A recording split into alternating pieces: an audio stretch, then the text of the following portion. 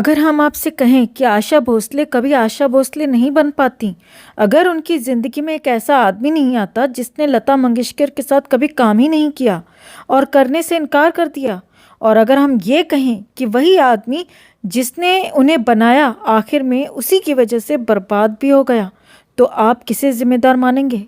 Video में आगे बढ़ने से पहले कमेंट में एक बार आप अपने हिसाब से लिखिए, आपके लिए क्या महत्वपूर्ण है, प्यार या करियर? और वीडियो को लाइक और शेयर कर अपना प्यार और सपोर्ट भी ज़रूर दिखा दीजिए। तो एक ज़िद जिसने इतिहास बदल दिया। ये कहानी शुरू होती है एक ज़िद से, एक ईगो से और एक ऐसे फैसले से जिसने पूरी म्यूज़िक इंडस्ट्री की दिशा बदल दी। साल 1952 एक फिल्म बन रही थी, आसमान। Music director OP Nayyar. Recording की पूरी तैयारी हो चुकी थी, ऑर्केस्ट्रा बैठ चुका था, स्टूडियो बुक था, बस इंतज़ार था एक आवाज़ का, लता मंगेशकर। लेकिन वो आई नहीं, न फ़ोन न मैसेज, बस खामोशी। क्यों? क्योंकि उन्हें पता चला जो गाना उन्हें दिया गया है वो हीरोइन पर नहीं, साइड एक्ट्रेस पर फिल्माया जाएगा। और बस यहीं से शुरू हुई एक ऐसी दूरी जो ज़िंदगी भर कभी ख़त्म नहीं हुई। ओपी नैयर को ये बात चुभी, इतनी गहराई से चुभी कि उन्होंने कसम खा ली, मैं लता मंगेशकर के साथ कभी काम नहीं करूँगा। अब सामने आती है एक टूटी हुई लड़की और एक ज़िद्दी गुरु। उसी दौर में एक लड़की थी जिसकी आवाज़ में दम था लेकिन पहचान नहीं। 3 बच्चों की माँ, टूटी हुई शादी और करियर लगभग ख़त्म।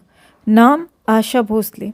उन्हें काम मिलता भी था तो सिर्फ ये सुनने को, थोड़ा लता जी जैसा गाओ, तुम गीता दत्त को कॉपी करती हो।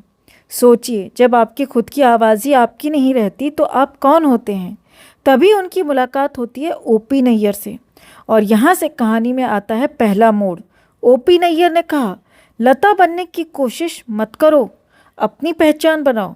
ये सिर्फ सलाह नहीं थी, ये एक क्रांति थी। और यहीं से हुआ एक नई आवाज़ का जन्म। ओपी नैयर ने आशा को सिर्फ गाने नहीं दिए, उन्होंने उन्हें गढ़ा। उनकी आवाज़ में जो खुरदुरापन था उसी को उन्होंने स्टाइल बना दिया। जहाँ बाकी सब शुद्धता ढूंढ रहे थे, वो एटीट्यूड ढूंढ रहे थे। और फिर आए वो गाने जो उस दौर में बोल्ड माने जाते थे। कैबरे सॉन्ग्स, फास्ट बीट्स, एक अलग ही अंदाज। लोगों ने कहा ये क्या है, लेकिन धीरे धीरे वही आवाज़ लोगों के दिलों में उतरने लगी। और फिर आया वो पल जिसने सब कुछ बदल दिया। एक नया दौर और एक नई जंग। फिल्म नया दौर, प्रोड्यूसर B.R. चोपड़ा। शर्त रखी गई, सारे गाने लता मंगेशकर गाएंगी। लेकिन ओपी नैयर ने साफ मना कर दिया, अगर मैं म्यूज़िक दूंगा तो गाने सिर्फ आशा भोसले गाएंगी। ये सिर्फ एक फैसला नहीं था, ये एक दांव था, करियर का दांव, इज्जत का दांव। और उन्होंने ये दांव आशा पर लगाया। नतीजा, हर गाना सुपरहिट। और उसी दिन एक कैबरे सिंगर बन गई एक स्टार। और फिर जब प्रोफेशनल रिश्ता पर्सनल हो गया, काम करते करते दोनों करीब आ गए। एक तरफ टूटी हुई औरत, दूसरी तरफ ज़िद्दी ईगो वाला आदमी। दोनों शादीशुदा थे, दोनों के बच्चे थे, लेकिन दिल किसी लॉजिक से नहीं चलता। ओपी नैयर आशा की आवाज़ के दीवाने हो गए, इतना कि उन्होंने अपनी बाकी फेवरेट सिंगर्स गीता दत्त, शमशाद बेगम सबको पीछे छोड़ दिया। और यहाँ कहानी ने एक नया खतरनाक मोड़ दिया। आशा ने उनसे एक वादा लिया, आप सिर्फ मेरे साथ काम करेंगे। और उन्होंने मान लिया। अब ये क्या था, प्यार या पजेसिवनेस? क्योंकि अब ओपी नैयर का music is equal to Asha Bhosle और Asha Bhosle is equal to OP Nayyar. लेकिन दुनिया बदल रही थी, नई आवाज़ें आ रही थी, नया म्यूज़िक आ रहा था। और तभी एंट्री होती है R.D. बर्मन की। दूसरा प्यार और पहला टूटना। R.D. बर्मन, युवा, एक्सपेरिमेंटल, फ्रेश। और आशा, जो पहले ही अपने आप को खोज चुकी थी, अब उन्हें मिल गया एक नया आसमान। धीरे धीरे उनकी दुनिया बदलने लगी। और उधर ओपी नैयर उसी जगह खड़े रह गए। जिस आशा के लिए उन्होंने सब छोड़ा, वो अब किसी और की हो चुकी थी। किसने किसे छोड़ा?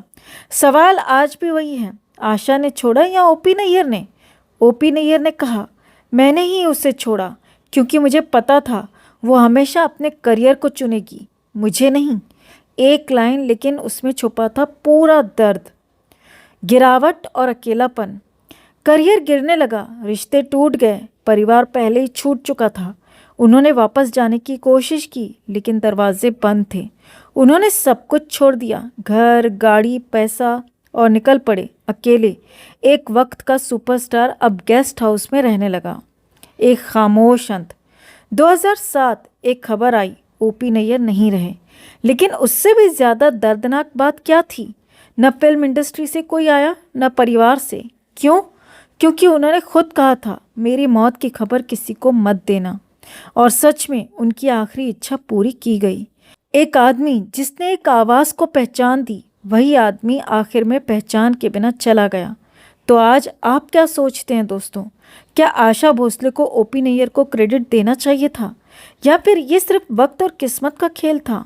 कमेंट में ज़रूर बताइए, क्योंकि ये कहानी सिर्फ संगीत की नहीं है, ये कहानी है प्यार, ईगो और अधूरे रिश्तों की। कमेंट में आपसे एक बार फिर गुजारिश है, ज़रूर लिखिए आपके लिए क्या ज़्यादा महत्व रखता है, प्यार या करियर? और वीडियो को लाइक और शेयर कर अपना प्यार और सपोर्ट भी ज़रूर दिखाइए।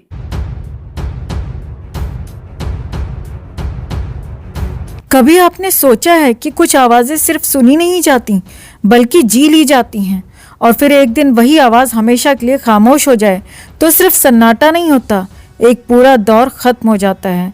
आज हम बात कर रहे हैं एक ऐसी आवाज़ की जिसने सिर्फ गाने नहीं गाए बल्कि लाखों दिलों को धड़कना सिखाया।